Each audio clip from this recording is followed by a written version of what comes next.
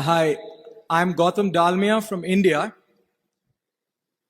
Sirs, if I were to take you back to the start of your investing careers, I assume it would have been harder for potential acquisition opportunities to come by. The question I would like to ask you, sirs, is how did you ensure then that you had good enough deal flows coming to you to be able to choose from? I have one more question. The Berkshire subsidiaries do not have a retirement policy. What are the implications of this on retaining and motivating employees who are potential successors to senior management? First question about deal flow, which is not it's a term I actually don't like very much because we don't think of them as deals exactly. That has a little too much of the connotation of something to be bought and then again something to be sold. But we do like acquisition opportunities, and really that's just achieving that so that we get the calls when we should get the calls. And there aren't lots of those because we're talking about good-sized businesses. We're talking about owners that love their businesses, and it's going to happen occasionally, but it's going to happen a few times a year probably. I think in the U.S. now that we get a pretty reasonable percentage of the calls that we should get, and that was not true 20 or 30 years ago. We didn't hear from anybody 20 or 30 years ago to speak of, because we were looked at much more as being a marketable securities operation, and we weren't as well known. It feeds on itself, obviously. If we acquire companies and the people from whom we acquired them are happy about the deal, we're going to hear from more people. We bought our first furniture operation in 1983. That really led to 4 other transactions because the people in the first one were happy and they talked to us about the second one, and the people in the second one were happy, and so on. So, it's like Charlie always describes compound interest as being like, being at the top of a very large hill with wet snow and starting with a snowball and getting it rolling downhill. And that's a little bit like the acquisition situation works. We've been by being around 38 years, it's been a high mountain in terms of the length the snowball is going. By now it's going at a pretty good clip, and it's pretty good size, and it tracks a lot of snow.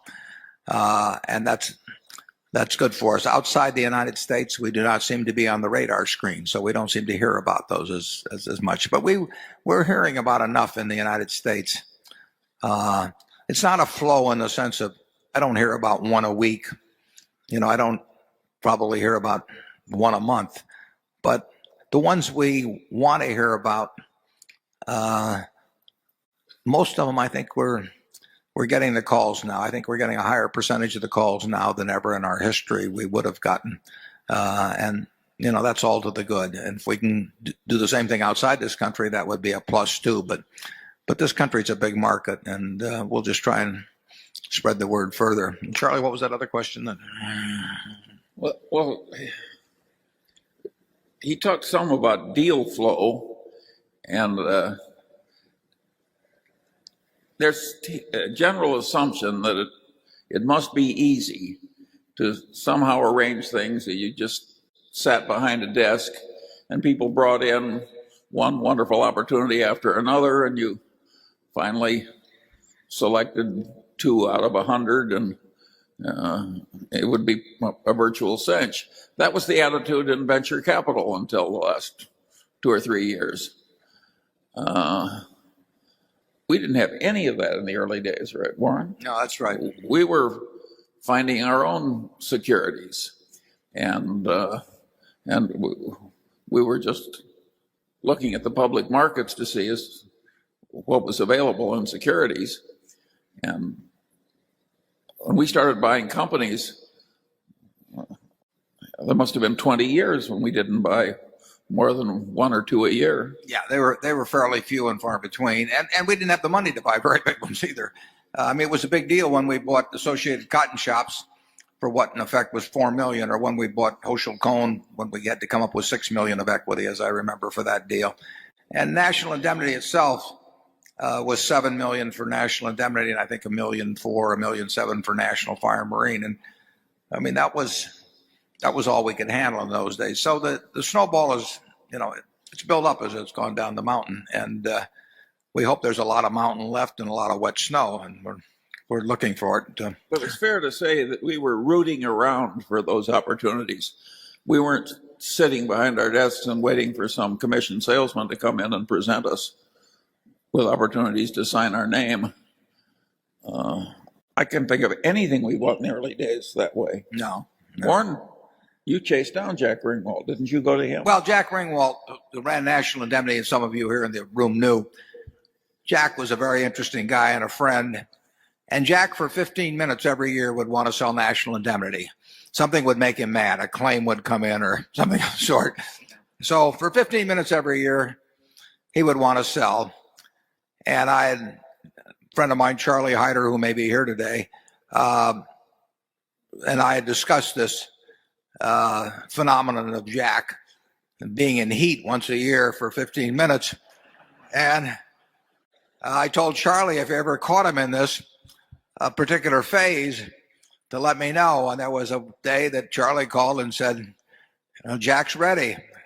And I said, well, get him over here. So he came about 11:30 and we made a deal in that 15-minute zone. And this is absolutely true. It's a fascinating story because Jack, having made the deal, and we really did make it in 15 minutes, Jack, having made the deal, really didn't want to do it. But he wouldn't have backed out of a deal. But he said to me after we'd shaken hands, he said, he says, I suppose you'll want audited financial statements. And if I'd said yes, he would have said, well, that's too bad, then we can't have a deal. So I said, I wouldn't dream of looking at audited financial statements. They're the worst kind,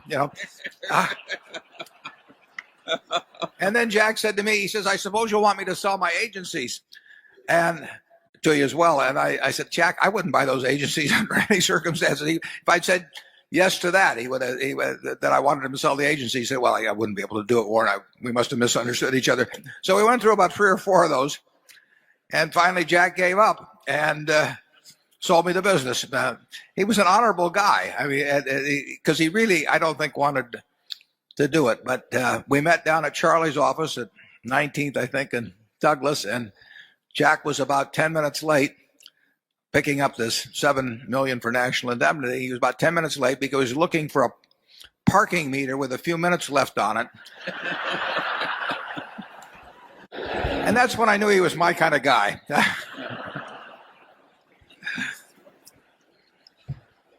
But at any rate, this process is not easy. And practically anything where you sit behind that desk and this wonderful deal flow is just coming by, you're in a very dangerous seat.